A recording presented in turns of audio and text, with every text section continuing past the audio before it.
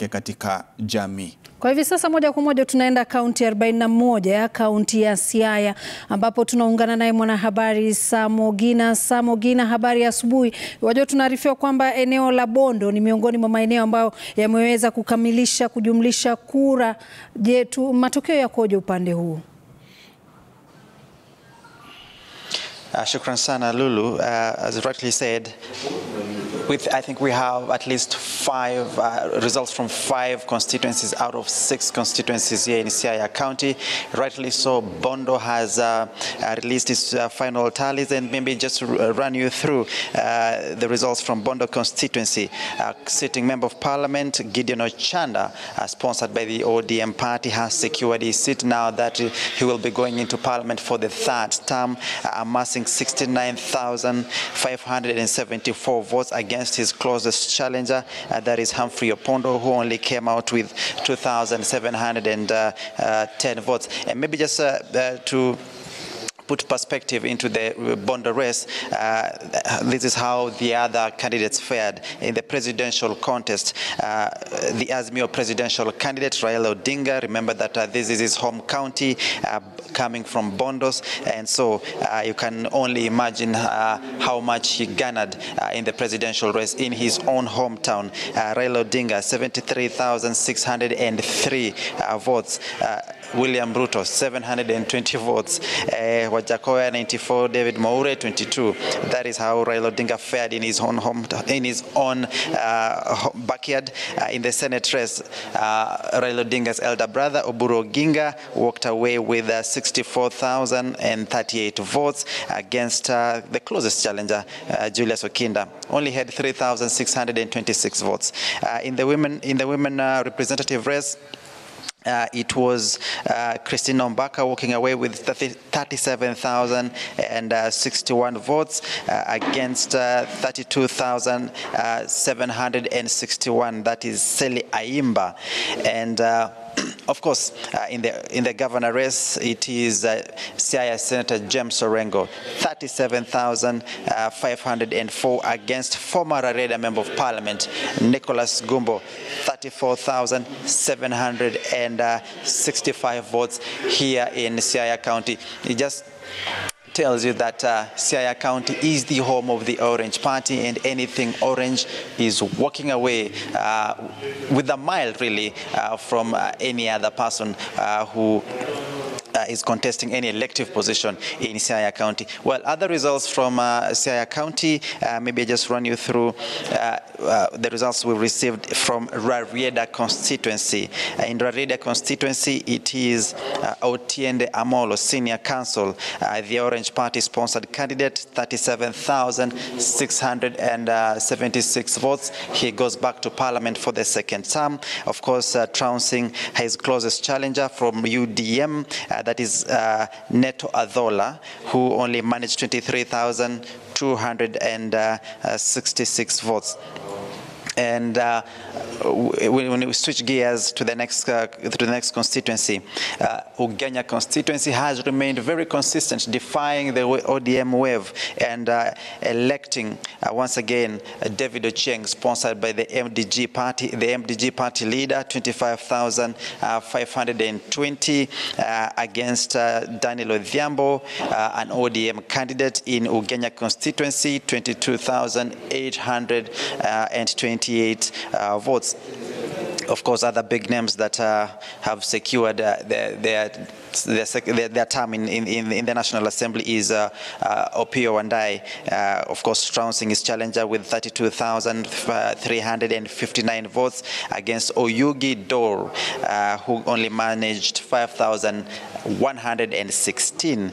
Yesterday, of course, we saw the celebrations of Samuel Atandi, who walks back into the National Assembly for the 2nd term in Alego Usonga, having managed 69,129 votes against George Mulwan Omondi, 14,624. And remember, Alego Usonga is quite a peculiar constituency. It is a constituency where it only elects members of parliament for one term, and then they pick a different candidate. But this time round, Samuel Atandi has managed to break that jinx and go back into the National Assembly for the second term. So that is how it looks like here in Siaya constituency. We only are awaiting results from Gem constituency, where Elisha Odhiambo is also trying to secure his second term in the National Assembly. So we have now shifted base from the constituency tallying center. Now we are at the county tallying center. Really nothing much happening. We wait for the returning officers from various constituencies to make their way here and just to have those results tallied. Of course, the declaration that you're waiting from the county tallying center is the declaration for member of Obetayet, the woman representative, the senator, and of course the governor. And looking at the numbers from the different constituencies, clearly it shows that any ODM-sponsored candidate already have opened up a big gap from their challengers or from their competitors. And so it is something that in a matter of hours, when the returning officers start streaming into this county tallying center, of course, the collation and the tallying of the results will be done here, so that in the next couple of hours, Siaya County will be knowing who the new crop of leaders will be, if at all they will be maintaining some of them, or if at all they will be changing some of them. But clearly, any ODM candidate has an upper hand here in Siaya County, probably the home of the Orange Party, the home of the Orange Party leader, now the home of, well, we await that result in the presidential race. But maybe something else that we were able to observe is from the leaders who have already been elected, now MP-elect. The thing that we've witnessed from yesterday is they say that they're not going to celebrate just as yet up and until the presidential vote is announced and declared. They say that they're putting their supporters on hold, or they're putting their celebrations on hold. They want to have a wholesome celebration because they strongly believe that this time round their son coming from Siaya County is most likely going to be declared the country's 5th president, and on that account they're putting their celebrations on hold to celebrate together as a county when that announcement, and if that announcement is made that Raila Odinga is the country's 5th president, then of course probably we will see a totally different mood here in Siaya County. At the moment, I hand you back to the communication center.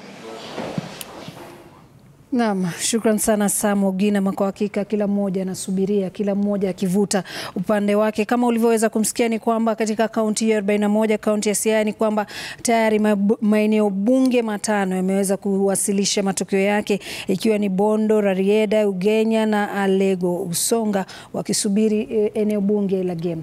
Na bila shaka lakini tuelekee moja kwa moja katika kaunti moja ambayo imekuwa midomoni mwa wengi, lakini watu wanashughulika sana na kile kiti cha ugavana, lakini yapo maeneo bunge takriban 8 hapo ndani ambayo yana watu ambao wanawania wadhifa kama huo. Laura Otieno tuungane naye hivi sasa tufahamishe mengi, akiwa katika mojawapo ya eneo bunge la Homa Bay Town ambapo takriban wapiga kura 58,333 wako pale kutekeleza haki yao ya kimsingi, ya kikatiba na kisheria.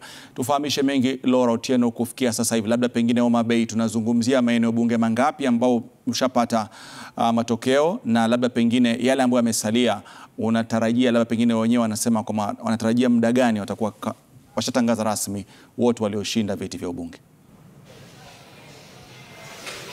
Naam Rashid, kwa sasa kaunti ya Homa Bay imedhibitisha matokeo katika maeneo bunge 4 kati ya 8, na katika zile kuangalia jinsi ambavyo wabunge mbalimbali wamepata matokeo yao, ni kwamba kati ya yale maeneo bunge 4 ambayo matokeo yao yamedhibitishwa, wote wagombea wote wa chama cha ODM wamedhibitishwa kuwa ni washindi. Tukianzia na eneo bunge la Suba Kusini, ni kwamba Karoli Omondi alijizolea kura 25,036 akifuatwa kwa karibu na Stephen Sangira ambaye alikuwa mgombea huru na kura 13,238. Kumbuka kwamba eneo bunge hilo lilikuwa na mtafaruku kidogo wakati wa kura za mchujo, ambapo Stephen Sangira alikuwa mojawapo wale wagombea ambao walikuwa wanataka kupata kupeperusha bendera ya chungwa katika uchaguzi huu, lakini hakupata cheti hicho na basi akaamua kugombea kama mgombea huru.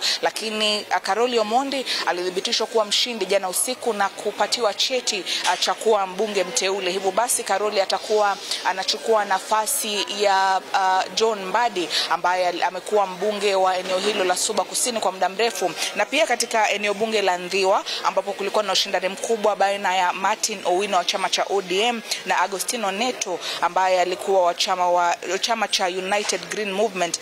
Martin Peters alithibitishwa kuwa mshindi akiwa amejizolea kura 31,834 huku Agostino Neto akimfuata kwa karibu na kura 20,857. Michael Lagwanda alikuwa watatu ambaye alikuwa mgombea huru akiwa na kura 17,756. Ndhiwa haswa ilikuwa ni eneo ambalo lilikuwa na ushindani mkubwa, manake Agostino Neto alikuwa mbunge wa eneo hilo kutoka mwaka 2012 baada ya kifo cha Orwa Ojode na akaondolewa mwaka 2017 na Martin Owino. Na tukiangalia jinsi ambavyo kumekuwa na mtindo wa kupiga kura katika eneo bunge la Ndhiwa kutoka mwaka 2013 ni kwamba ni chama cha chungwa ambacho kimekuwa kikinyakua ushindi, na mwaka huu hali imekuwa sawia ambapo Martin Peters Owino amekabidhiwa cheti cha kuwa mbunge mteule wa eneo bunge la Ndhiwa, na hivyo basi inamaanisha kwamba ana retain kile kiti chake. Katika eneo bunge la Kasipul pia matokeo yalitokea jana usiku ambapo mbunge wa sasa Ongondo Were wa chama cha ODM alijizolea kura 40,210 akifuatwa na Grace Okinda wa chama cha DAPK aliyekuwa na kura 3,100. Kumbuka kwamba ukiangalia pia katika zile chama ambazo zinapigania kiti cha ubunge katika eneo hili la Homa Bay ni vyama ambavyo viko katika muungano wa Azimio la Umoja, na ukikumbuka pia kulikuwa na kampeni mbalimbali ambapo tuliona kinara wa ODM mwenyewe Raila Odinga akiwarai wale wapiga kura kuzingatia kupiga kura kwa ule mtindo wa suti, na tunaona kwamba katika maeneo bunge manne tayari ODM imejinyakulia ushindi. Eneo bunge la Suba North pia mbunge wa sasa Millie Odhiambo amejizolea ushindi ambaye alikuwa anawania kwa chama cha ODM na alipata kura 27,130. Anafuatwa kwa karibu na James Akali wa chama cha Federal Party of Kenya ambaye alipata kura 18,151. Eneo bunge hilo lina jumla ya wapiga kura 60,674. Na hivyo basi ukiangalia ule ushindi wa Millie alipata kama robo hivi ya kura zile ambazo zilipigwa katika eneo hilo. Lakini kwa sasa tupo katika eneo bunge la Homa Bay Town ambapo tunaona kama wale wasimamizi wa shule mzima wanatia wino zile stakabadhi za mwisho kabla ya kudhibitisha ni nani ambaye atakuwa mshindi. Kumbuka kwamba eneo hili lina wagombea 7 katika kiti hicho cha ubunge ambaye ni mbunge wa sasa George Opondo Kaluma wa chama cha ODM, Geoffrey Onyango wa chama cha United Democratic Alliance hiyo ni UDA, Humphrey Odhiambo ambaye ni mgombea huru, Noah Ochola ambaye ni mgombea huru, Eric Adede ambaye pia ni mgombea huru na Martin Ogindo wa chama cha Green Congress of Kenya. Hivyo kwa sasa tunasubiri mbivu na mbichi, manake msimamizi wa uchaguzi katika eneo hili atatoa ama atadhibitisha matokeo hayo, na pia tutakuwa pia tukifuatilia kwa kina jinsi ambavyo mgombea wa Azimio la Umoja wa Kenya Raila Odinga amejizolea kura ngapi katika eneo bunge hili, ikikumbuka kwamba eneo hili ni mojawapo ya ngome za ODM. Hivyo basi tutaangalia ni asilimia ngapi ya kura ambazo amepata katika eneo bunge hili la Homa Bay mjini. Pia kama ulivyosema, kinyang'anyiro ambacho kinaangaliwa sana ni kile cha ugavana,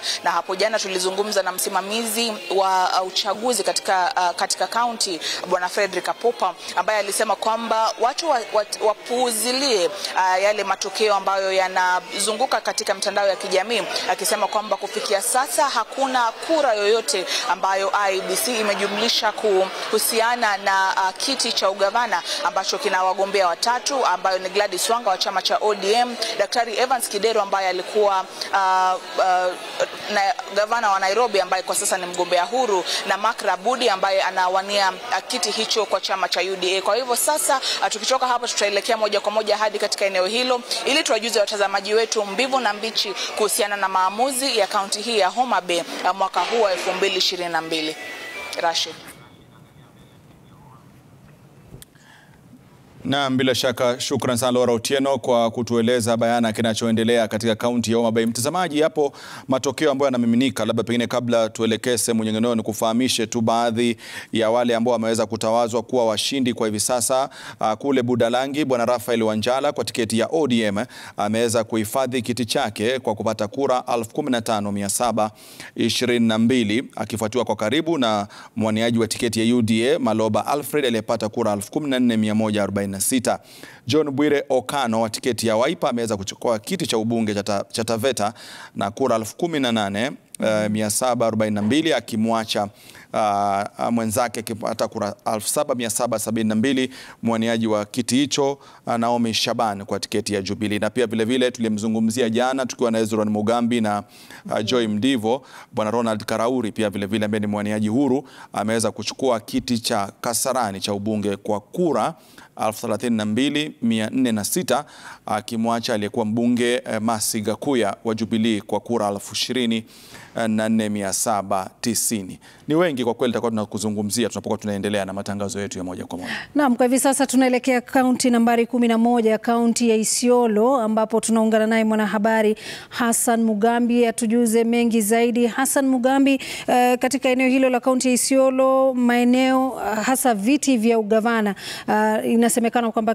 kunaonekana kuna kinyang'anyiro kikubwa kati ya Abdi Guyo, Godana Doyo, Halake Dida na pia vile vile Kimaita Machuguma. Hali ikoje kwa hivi sasa? Je, matokeo yameweza kutolewa?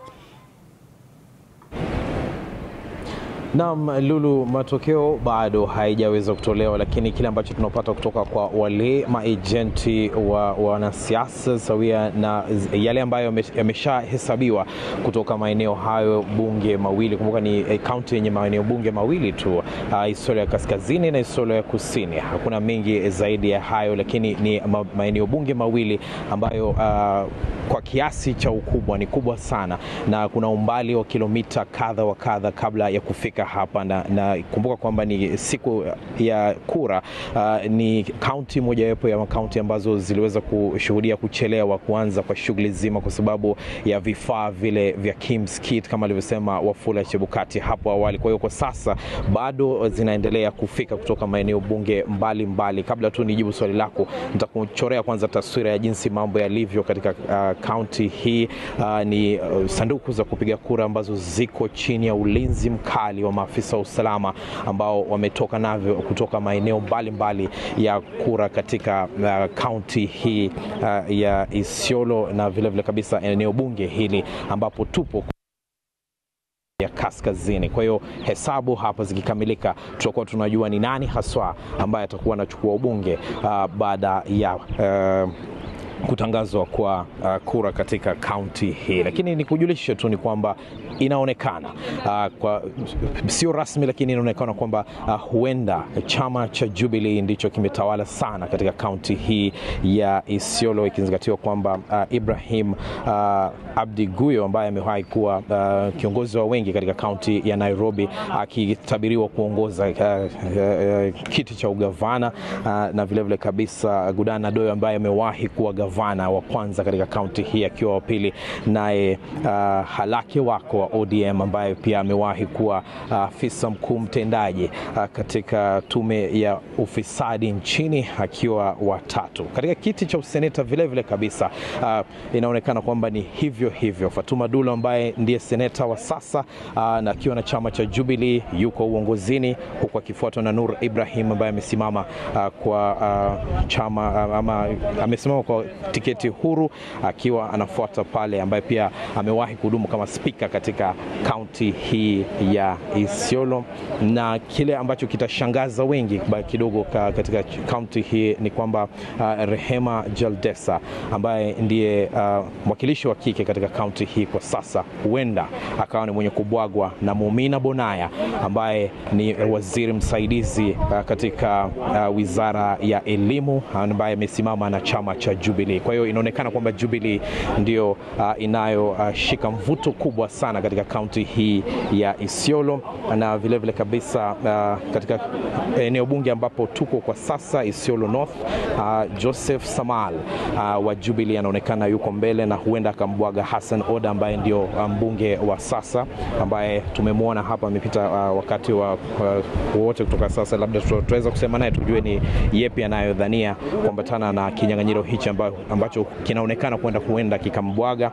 Na vile vile kabisa katika Isiolo ya kusini yuko Mohamed Tupi ambaye alikuwa spika katika kaunti hii ya Isiolo, ambaye huenda akawa ni mwenye kuongoza kinyang'anyiro hicho na kumpiku mwenzake Abdullahi Banticha ambaye aliwahi kuwa mbunge katika eneo hili pia. Hiyo ndio taswira ya kaunti hii ya Isiolo. Kumbuka ni kaunti ambayo haina mengi sana ikizingatiwa na masuala ambayo ya kichangamoto za kiusalama huwa nazo, lakini katika upande wa kura vile zilipigwa na vile ambavyo zilihesabiwa na vile ambavyo vimefika katika vituo vikuu vya kura, hakuna mambo mengi ambayo yalishuhudiwa ya kiusalama ama changamoto za kiusalama ambazo zilikumba. Kumbuka kwamba ni kaunti pia ambayo kwa sababu ya hali yake ya usalama imeweza kulindwa na maafisa wa GSU, kama tulivyoona tulipokuwa tukiingia katika eneo hili la kupigia kura